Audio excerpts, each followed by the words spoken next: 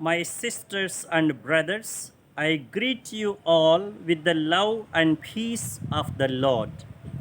I invite you to meditate together with me on the holy word of God of 22nd October 2020. The focus of our reflection, it is only the energy and the vitality of God that can rejuvenate a world which is steeped into tepidity and lethargy. The Lord declares in the gospel, I have come to bring fire on earth. I have come to bring division and not peace. A surface reading of these words can surprise and disturb many because we adore Jesus as the King of unity and peace. But now, Jesus affirms the opposite. What does it mean? A burning fire will surely bring about division and disturbed peace. It is the fire of love for Christ, so marvelously extolled in the first reading from the letter to the Ephesians. It is to be rooted and founded in love.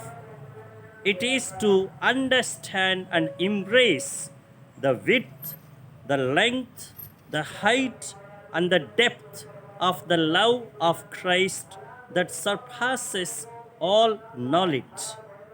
It is the fire of love and compassion, light and guidance, justice and dignity, joy and contentment, empowerment and fulfillment.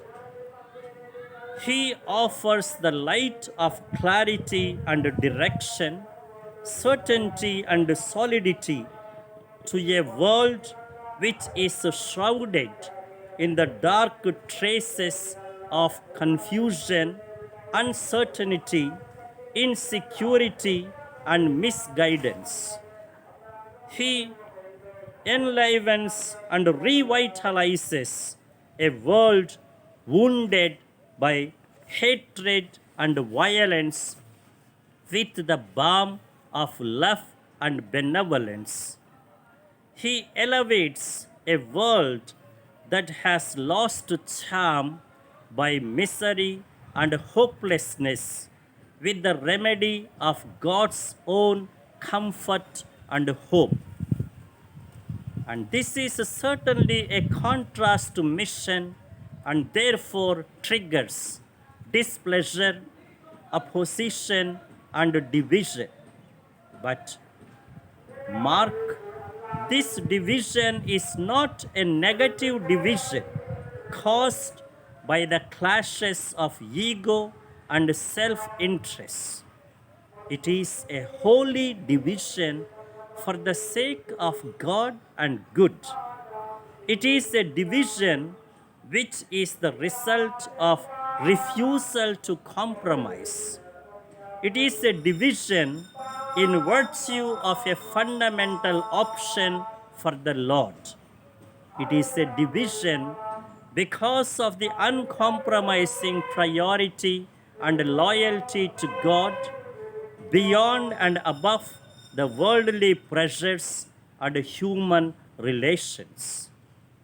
And now, the direction and the directive for our life. What the world desperately needs is not heaps of ashes, but sparks of fire. A world which is becoming more and more rootless and uprooted, more and more shaken in foundations and unfounded, one needs to be rooted and founded in the love of God.